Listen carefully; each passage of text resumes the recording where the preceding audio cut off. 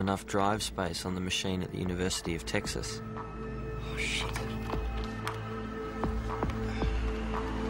I shudder to think what he deleted. Phoenix had a habit of indiscriminate deletion.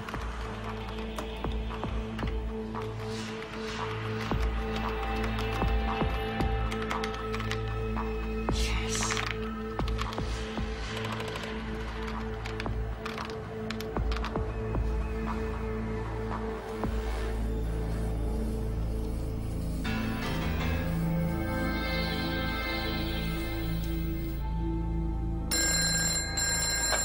Yep.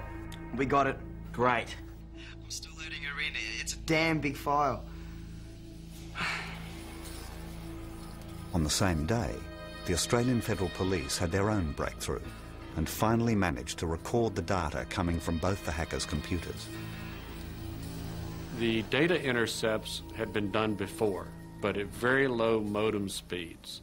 The problem was, how do you intercept the higher speeds? And the answer, like most other things, is simple, but somebody's got to have enough genius to figure out how to do it, which essentially they doubled the modem speed and were able to intercept it. You got to give the Australian Federal Police a lot of credit because the rest of the world didn't know how.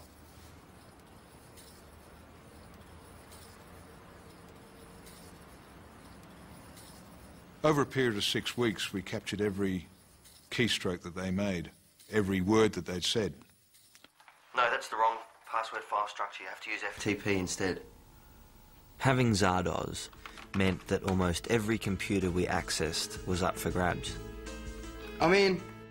We were already on a bit of a frenzy at this stage, but Zardoz put a few more drops of blood in the water.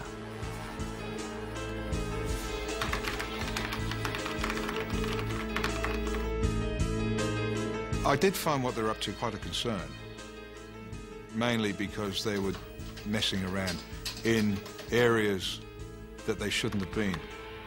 And it meant, in many cases, that the systems operators had to put up stronger firewalls. And I think at that stage, although maybe it didn't occur to me immediately, but it really was the start of the breakdown of the internet concept of openness.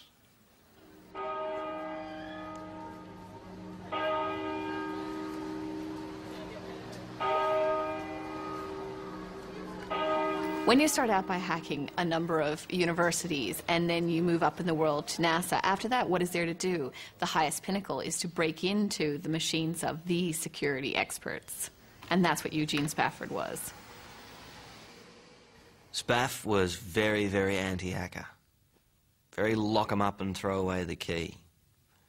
And we thought that he needed to be taken down a peg or two. I didn't set out to become an enemy of that community, but I also believed it was important that we start changing our behavior because computers were being used in more important places. Tell me what you're looking at.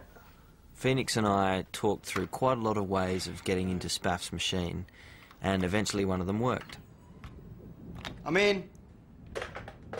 There were a number of groups and individuals trying to break into my system, Phoenix being one of them. I didn't know what they were after, but kept the connection a little bit so that I could get an identification of where it was coming from, and then I disconnected the network. I'm a firm believer that one of the things that makes hacking so possible and so widespread is that the people doing that only see the computer and forget that on the other end there are people. Information about people, people who have their own dreams and who can be hurt by what's done.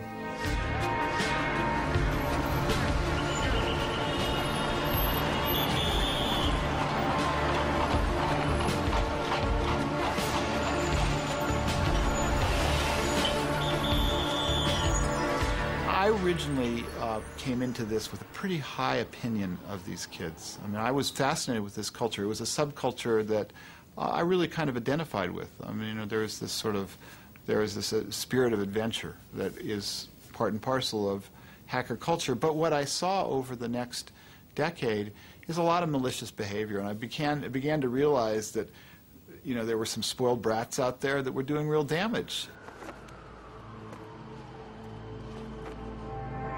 John Markoff reported that a worm had been coursing its way through various U.S. computer systems. In fact, what had happened is the Australians had been so active, had been breaking into so many machines in such a short period of time, that it looked like a worm, but in fact, it was people. Yes, John Markoff, please. This is John Markoff. Mr. Markoff. I got a call from a young man who said he was from Australia, and he was very upset that he had been sort of confused with the machine, and he was also trying to make the point that he was upset with some of the computer security people who were at odds with the hacker community. Because I was able to confirm the attacks, I ended up writing about it.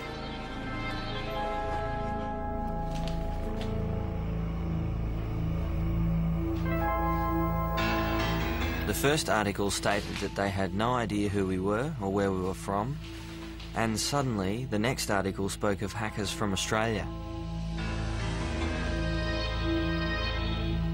I was horrified, but to be honest, I was a little bit chuffed about the New York Times showing some interest in us. I knew that this article wouldn't go unnoticed. It really felt like the beginning of the end. I just really need you to hide this.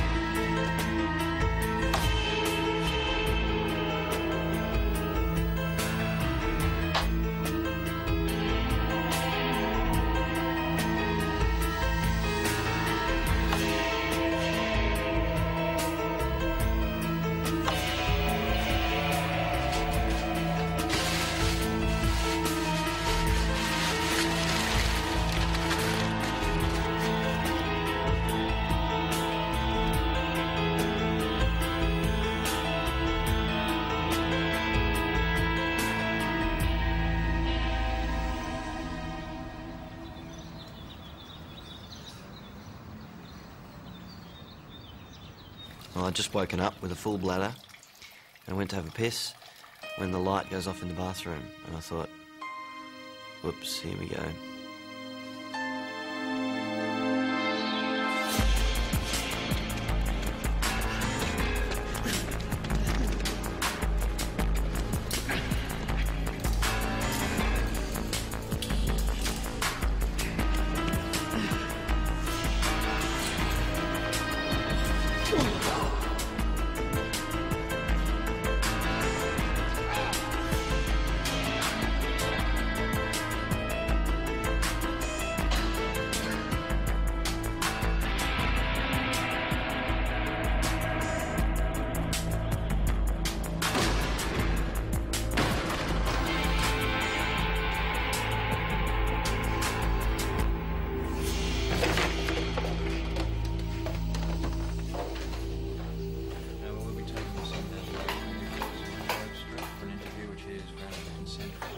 One thing the police didn't find was my modem. Dad had become so proficient at hiding it that even the Australian Federal Police couldn't find it.